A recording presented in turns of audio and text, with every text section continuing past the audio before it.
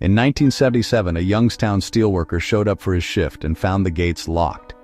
No warning, no severance package being prepared, just a notice taped to the fence. Within 8 years, 50,000 jobs were gone. The population collapsed by half. Entire neighborhoods were eventually bulldozed because no one was left to live in them. Most people see stories about struggling towns and think it's about bad luck or poor choices. If you're the kind of person who wants to understand the economic mechanics that turn a thriving middle-class city into a warning, and why those same mechanics are still running in other places right now, subscribe, because Youngstown didn't fail. It was sacrificed. And what happened here is a blueprint for what happens when an entire economic model gets abandoned overnight. This isn't just about steel mills or Ohio. It's about what happens when the deal that built the American middle class, stable jobs, pensions, home ownership without a degree, gets broken. Youngstown was where that deal died first. And the ripple effects are still spreading, from housing markets to election results, to entire regions trying not to become the next Youngstown. Today, we're walking through Youngstown's economic collapse, from boom to shutdown to what's left behind. You'll see what a middle-class city looked like before globalization, the exact moment it ended, why recovery never came, and what Youngstown has quietly become now. By the end, you'll understand why this city matters far beyond the Rust Belt and what it predicts. Across America right now, cities built on single industries are watching jobs move overseas, get automated, or just disappear. They're asking, what happens next? Youngstown answered that question in 1977. It showed what happens when 50,000 industrial jobs vanish, when property values collapse, when young people leave and never come back, when a city built for 170,000 people has to operate with 60,000. The forces that killed Youngstown, global competition, cheaper labor elsewhere, corporate consolidation, didn't stop at the Ohio border. They're still active, which means Youngstown isn't history. It's a case study, and the lessons from this city are playing out in real time in places that swore they'd never become the next Rust Belt casualty. In the 1950s and 60s, Youngstown, Ohio wasn't just successful. It was proof that the American system worked. Steel mills stretched for miles along the Mahoning River. The sound of production never stopped. Shift changes meant thousands of workers flooding the streets at the same time, lunch pails in hand, heading to neighborhoods where everyone worked the same job, earned the same middle-class wage, and retired with the same pension. You could graduate high school on Friday and start at the mill on Monday. No college degree required, no resume, no LinkedIn profile, just show up, work hard, and you were in. The starting wage was enough to rent an apartment. Within a few years, you could buy a house. Benefits were automatic. Pension was guaranteed. The city's population peaked at 170,000. The steel industry directly employed over 50,000 people. Thousands more worked in supporting industries. Machine shops, transportation, suppliers, restaurants that fed workers, stores that sold them everything. Median household income in Youngstown was above the national average. Downtown was packed, schools were full. The tax base was solid, public services worked. This wasn't wealth, it was stability, and stability was the deal. You gave the mill your labor and loyalty. The mill gave you a predictable life. Unions were strong, strikes happened, but both sides understood the relationship. Management needed workers, workers needed jobs, the system held. What made Youngstown different from other industrial cities was how concentrated it was. Steel wasn't just the biggest employer, it was the entire economy. Nearly every job in the city either made steel, moved steel, serviced the people who made steel, or depended on the money those people spent. It was an ecosystem. And ecosystems are efficient until one part dies. Then the whole thing collapses. But in the 1960s, no one in Youngstown was worried. America made half the world's steel. Demand was endless. The mills were running at capacity. Workers assumed their kids would work there too.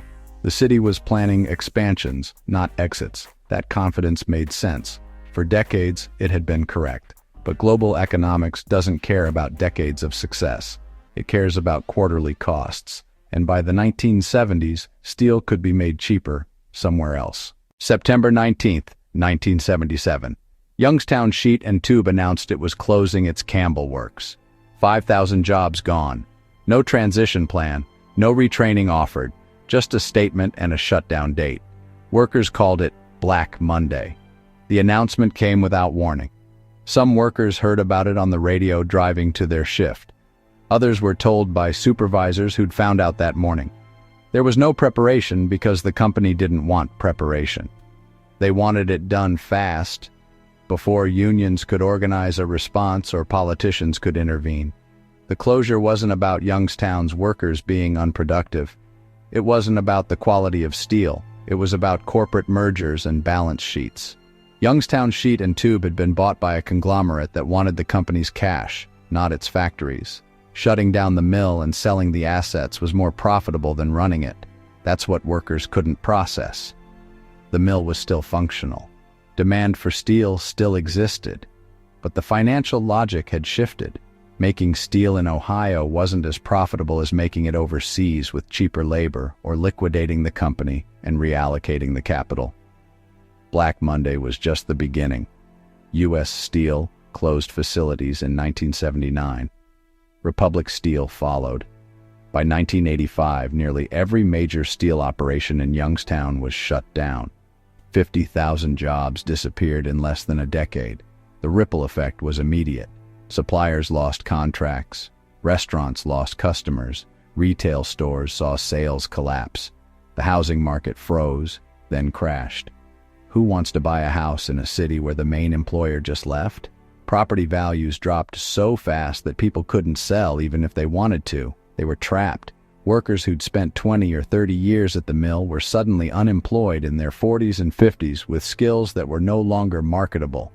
Pensions they'd been promised became uncertain as companies declared bankruptcy. Some workers got a fraction of what they'd been counting on. Others got nothing. Younger workers had it worse in a different way. They had no pension to lose, but they also had no future in Youngstown. So they left. Entire generations packed up and moved to other states looking for work. The city's population started dropping and didn't stop. The psychological impact was as devastating as the economic one. Youngstown had an identity: we make steel. When that ended, the city didn't know what it was anymore. People didn't just lose jobs. They lost the logic that had organized their entire lives. If you're still watching, you're seeing what most people miss: how economic collapse actually works, step by step. If this is changing how you think about jobs, cities, and what comes next, hit like and subscribe. Because the forces that broke Youngstown are still active, and the next chapter explains why that matters. What happens when 50,000 jobs disappear from a city of 170,000 people? Everything unravels. Population collapse came first. In 1970, Youngstown had 140,000 residents. By 1980, it was under 115,000. By 2000, under 83,000. By 2020, barely 60,000. The city lost more than half its population in 40 years. But raw numbers don't capture what that looks like on the ground. Picture entire neighborhoods emptying out, families leaving one by one, houses going on the market with no buyers, then those houses sitting vacant, then squatters moving in, then the city condemning them, then demolition. Entire streets were eventually bulldozed because maintaining abandoned homes cost more than tearing them down. Youngstown demolished thousands of structures, not because of disaster or war, because there was no economic reason for them to exist anymore. The tax base collapsed in parallel. Fewer residents meant less income tax revenue.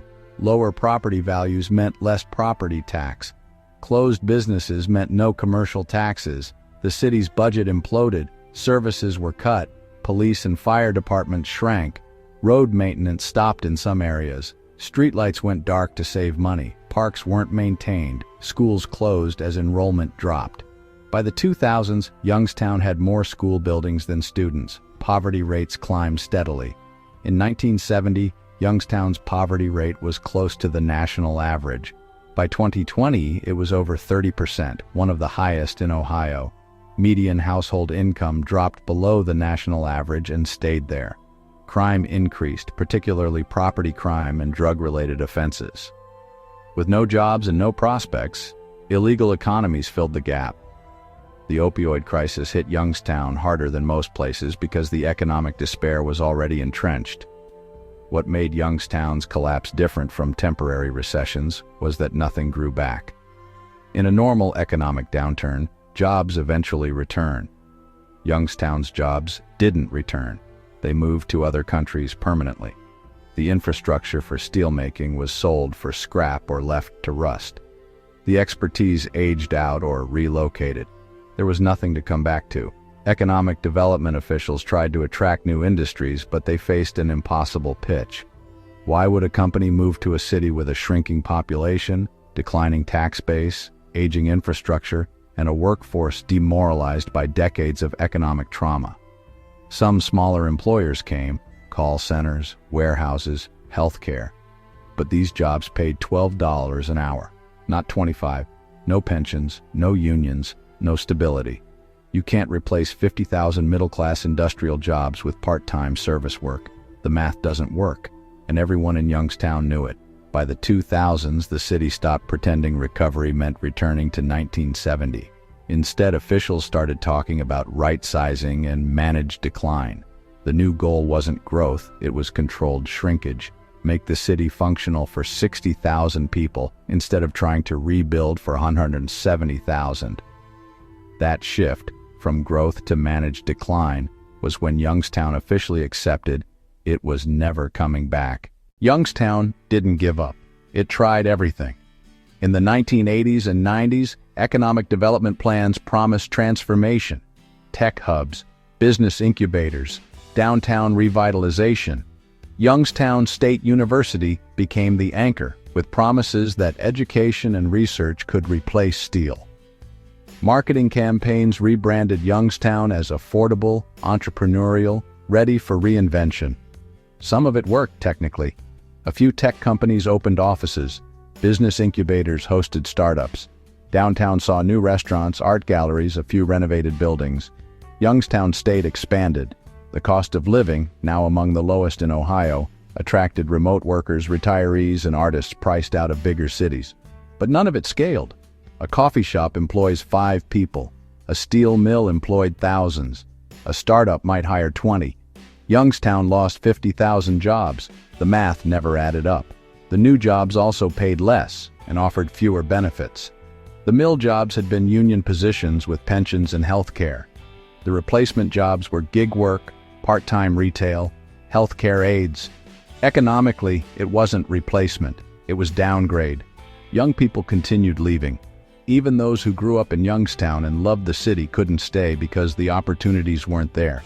College graduates from Youngstown State overwhelmingly moved to Columbus, Cleveland, Pittsburgh, or out of state. The brain drain became self-reinforcing. Fewer educated workers meant fewer companies interested in relocating there. One unexpected development was Youngstown's emergence as a case study. Urban planners, economists, and researchers started visiting to study shrinking cities and manage decline. Youngstown became famous not for what it built, but for what it lost. That academic interest didn't translate into economic recovery, but it did shift the conversation. Instead of asking, how do we bring back the mills, officials asked, what does a functional post-industrial city look like? Some innovations came from that question.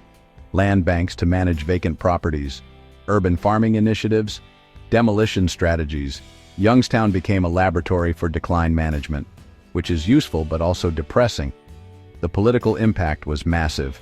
Youngstown had been a Democratic stronghold for generations, powered by union voters. As jobs disappeared and recovery failed, political frustration grew.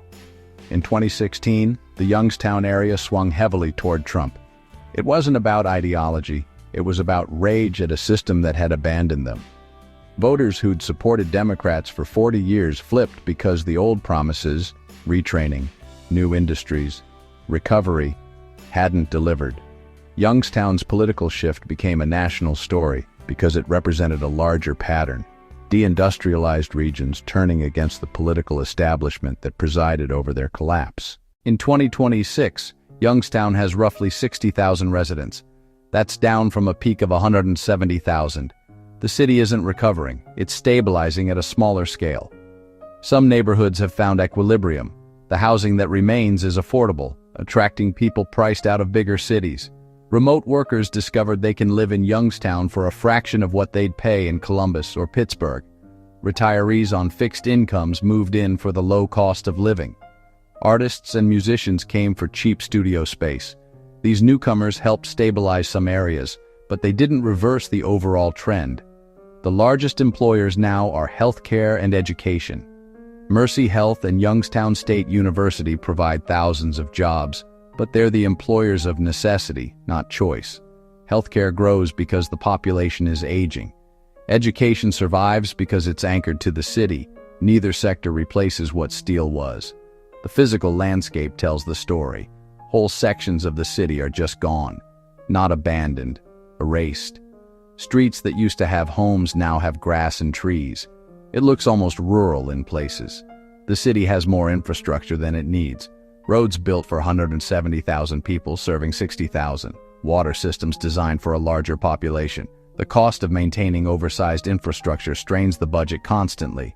Downtown has pockets of activity, some buildings have been renovated, new businesses opened. But walk 2 blocks in any direction and you hit vacancy. The revival is real but small. It's not a comeback. It's a holdout. One surprising development is Youngstown's acceptance of its new identity. Older residents still mourn what was lost, but younger people and newcomers don't carry that grief. To them, Youngstown is just an affordable small city. That psychological shift matters. The city is no longer defined entirely by what it used to be. Politically, Youngstown remains volatile. The 2024 election saw continued support for candidates promising to bring back manufacturing and punish offshoring. Whether that's realistic doesn't matter. The emotional appeal is powerful because the wound is still open. Economic inequality is stark. The people who stayed through the collapse are often poor, older, and lack mobility. The newcomers tend to be younger, more educated, and transient. That creates tension. Longtime residents feel like their city is being taken over by people who don't understand what was lost. Crime remains higher than the state average, though it's improved from peak levels in the 1990s. Drug addiction is still a major problem. Social services are stretched. The opioid crisis layered onto existing economic despair created compounding trauma. What Youngstown has become is a post-industrial city that stopped pretending it would return to industrial glory. It's smaller, poorer, older, and still searching for an identity beyond the place that lost everything. But it's also functional in a way it wasn't 20 years ago. People live there, businesses operate, life continues. That's not triumph, but it's not total collapse either. The lesson Youngstown teaches in 2026 isn't about recovery. It's about adaptation. Cities can survive losing their economic foundation, but they don't return to what they were. They become something smaller and different. Youngstown today is a reminder that economic systems don't care about legacy or loyalty. When the math changes, the jobs leave. And when the jobs leave, everything built on top of them starts to crumble. What's left is the people who couldn't or wouldn't leave, trying to build something new on top of the ruins. Youngstown's collapse wasn't about one bad decision or bad leadership. It was about global economics overpowering local stability. The same forces, offshoring, automation, corporate consolidation, that destroyed Youngstown are still operating. Other cities are fighting to avoid becoming the next Rust Belt casualty, but the pattern is clear. When jobs leave, everything else follows. Youngstown was the warning. The question is whether anyone learns from it before it happens again. If this helped you understand what's actually happening behind the headlines about struggling cities and disappearing jobs, subscribe. Every week, we break down the economic forces reshaping places before the changes show up in the news. Because understanding why Youngstown collapsed means understanding what might happen next and where. This is World Economics Explained. We follow the patterns most people don't see until they're already living through them. Hit subscribe, and we'll see you next time.